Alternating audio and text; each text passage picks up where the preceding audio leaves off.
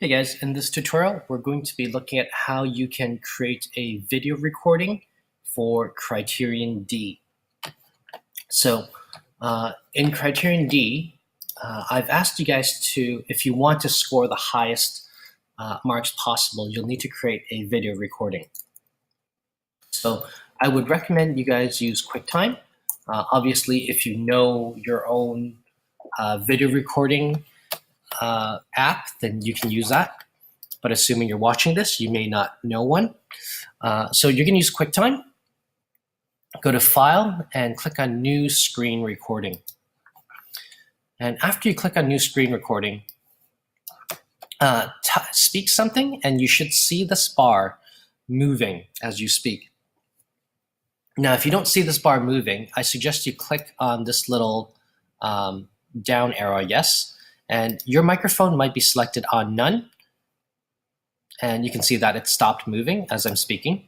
So make sure you have your internal microphone or have an option turned on where if you speak into it, it's going to be recording your voice.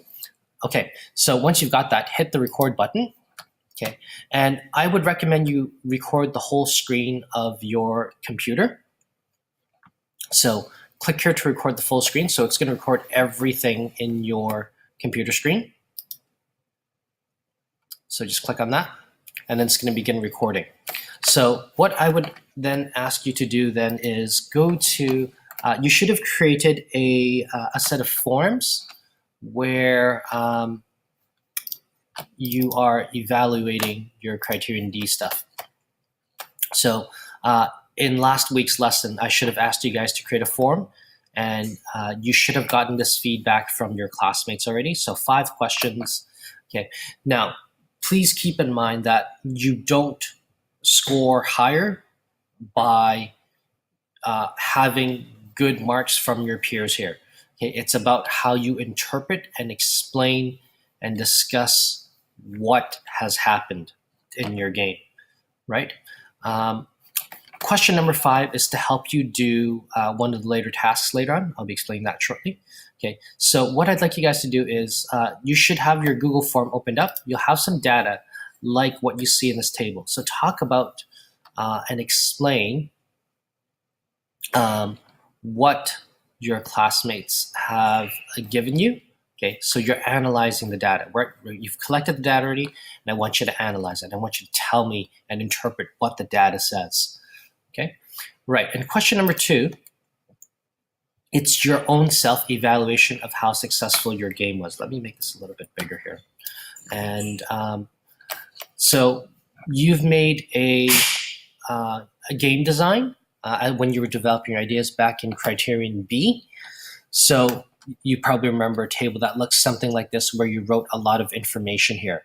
So now it's time to compare your game, what you've created, against that table. So you'll need to check, did you create the characters that you had set to create? Do the characters function as you had written?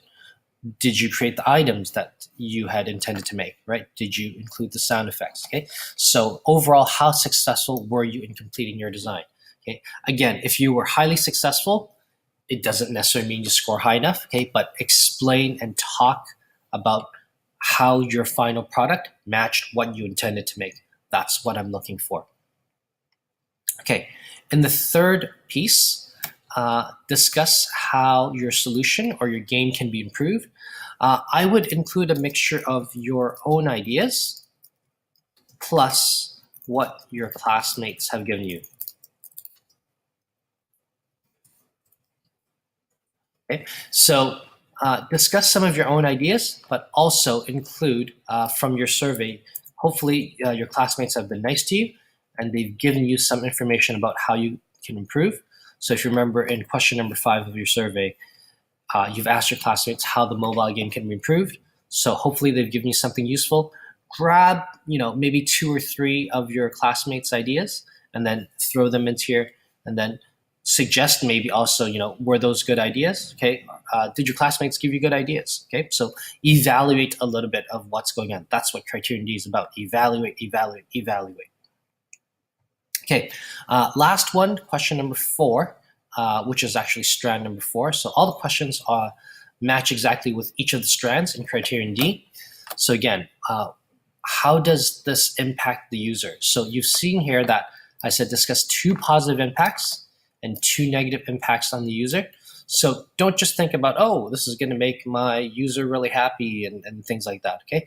But try to discuss a little bit of both the positive impacts and the negative impacts. Give some details. Don't just say, oh, they're going to be a happier person after they play my game, right? Talk a little bit about that experience. Maybe they've overcome some challenges, things like that, okay? So try to give some details about what those positive and negative impacts are. Okay, once you've talked about all those things, so hopefully you would have prepared this material ahead of time so you know what you're saying. Okay, talk about it and show me the game as you're talking about some of these things. So feel free to flip back and forth between the information you've written here, and I'd prefer you just talk about it while you're showing me and demonstrating your game. Once you're finished, as I said, hit escape. So that's ESC, escape, and then you can stop the recording. And then go to File, and then you can export your file. I would recommend 720p. That quality is good enough. And then just type in your name, and it's going to produce an MOV file, which you can then upload to YouTube. So you can see here it's a little bit small, but there's my name, .mov, and then you just drag and drop that into your YouTube channel. Don't forget to share your YouTube hyperlink with me when you submit your project, because I can't go and find all your YouTube projects, okay? So make sure you get this hyperlink, okay? Click the share button, okay? And just copy and paste that. Throw into a Google Doc or something, and then submit that Google Doc to me, right? Thank you guys for watching. Hope you guys do well, and we will see you guys maybe next year.